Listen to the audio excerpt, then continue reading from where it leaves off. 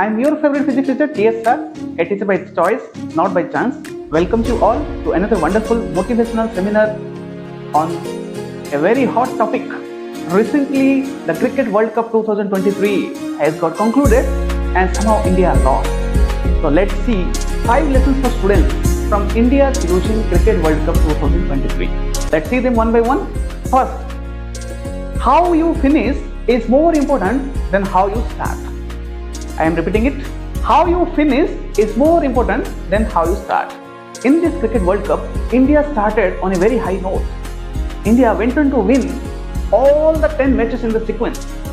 In league stages, India was the undefeated team, whereas all other teams had been defeated at least twice.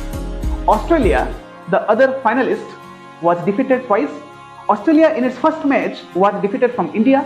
Australia could not even cross 200 run mark in the first match with India. So India started with a very high note, winning all the games until it lost the final game. Whereas Australia, although initially it suffered 2 defeats, it continued and it could manage to win the final game. So ultimately what matters is whether you won the final match or not. So India started on a very high note only to be defeated in the final match. Therefore, how you finish is more important than how you start. Although Australia could not start properly, but it ended up winning the final match, which matters the most. Second point, how you utilize whatever you have is more important than what you have. Most of the time we worry, we cry, we yell about not having the perfect situation in our life. We want to study from the best teacher. We want to study from the best coaching center. We want to study in the best city. It's not about having the best opportunities in our life. It is about what we make up of whatever we are having in our life. We may not be having the best teacher, but have we learned, have we heard, and have we practiced what our teacher have taught us? We may not be having the best books, but have we completed the book which we have? We may not be living in the best city, but have we utilized our day properly in whatever city we are making? You may not be having the best batsman, the best bowler of the world, the best all-rounder of the world, but still you can win the match. Australia taught it. When the final match was going on, India had so many rankers. India had Mohammad Siraj, who ranked number 1 in ODI bowlers list. India had Jadeja, who ranked number 1 all-rounder. India had Shubman Gill, who ranked the best batsman in the world. But still, Australia could win. So it is not about having the best opportunities, having the best talents, having the thing what we dream in our life. It is about whatever you have, how you are utilizing that. Next, the third point, yesterday's victory doesn't guarantee today's victory. I am repeating it. Yesterday's victory doesn't guarantee today's victory. India had won 10 matches, but that doesn't guarantee that today in the final match India wins. So you had performed nicely in last matches, you had won. Today if you perform nicely, you will win today. So your today's results, it will matter, it will depend on how you perform today. It won't depend, or it doesn't depend on how you had performed in the last match. So now the present exam which is going to come, the present test which is going to come, the final exam which is going to come, it will depend on how you are performing now. It doesn't depend on how you had performed in your class 10th board exam, how you had performed in your class 12th board exam. Today's victory will depend on today's performance. It doesn't depend on yesterday's performance. It doesn't depend on yesterday's victory. That's what we learned from India versus Australia final. India had won all the matches in past. That doesn't guarantee India will win the final match. Coming to the fourth lesson, winning a game doesn't depend on your performance alone, but it depends on your performance in comparison to others. India had scored 240 runs in the final match. So it is not about how you have performed. How was your performance in relationship with others' performance. Was it sufficient? Was it a good score? No. Similarly, we might be studying and everyone thinks that he is working very hard, but the reality is someone is working harder than you. Generally, from my experience, I am telling, the NEET aspirants to whom I train, they complete their class 12th and then they come to me and they get trained under me for the NEET exam. So they stay with me around 10 months or 11 months, and in those 8 or 10 months period, I have to teach them the course content which is of 2 years.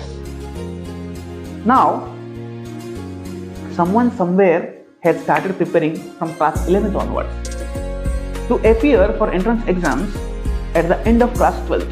So someone has prepared for 2 years and someone is preparing for 8 months, and even in those 8 months we have Dasara vacation, we have Diwali vacation, we have Christmas vacation, we have sister's marriage, we have a brother's marriage.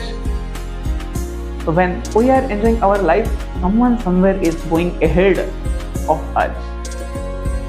So the final result not only depends on our performance, but our performance in comparison to others' performance.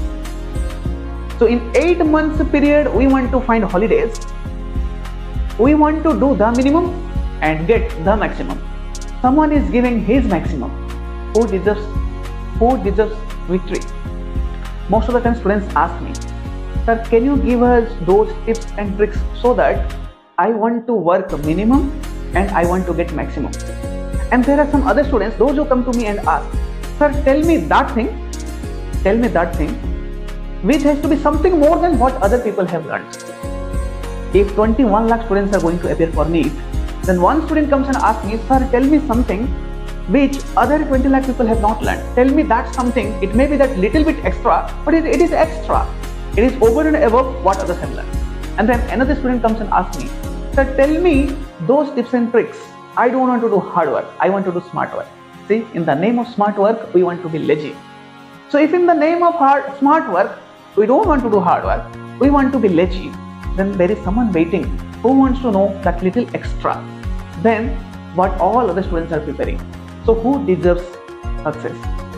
The one who wants to prepare for that extra, or one who wants to take a shortcut and gain maximum by putting minimum efforts? So last but not the least, learning to tolerate failures in life is as important as learning to celebrate success.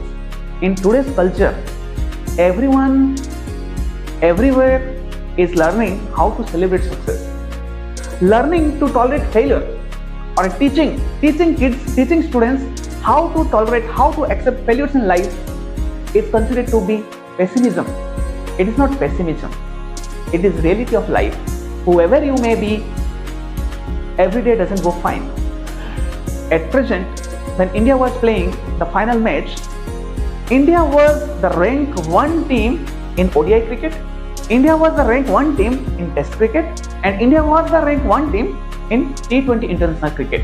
But still, India lost the final game. So, whoever he may be, success and failures are part of life. Even the best team has to suffer defeat when it is not his day. Everyone has their day. So one may be the best person in his field, but still on some day he has to accept failure. Every day doesn't go as you expect. So it's important to learn how to accept failure, how to accept failures as stepping stone to success, how to see failures as part of life and go ahead in life. In the present culture, there is no one practically to teach you how to learn to tolerate, to accept failures in life. Recent suicides in Kota bears testimony to this fact that nowhere it is taught how to accept defeats in life, how to see failures and defeats in life as part of life. In this material world, in any game, if one team has to win, then the other team has to lose. Winning of the game by one team implies loss of the game by another team. We need to tolerate. We need to learn how to accept defeats in life. And the Cricket World Cup is a start.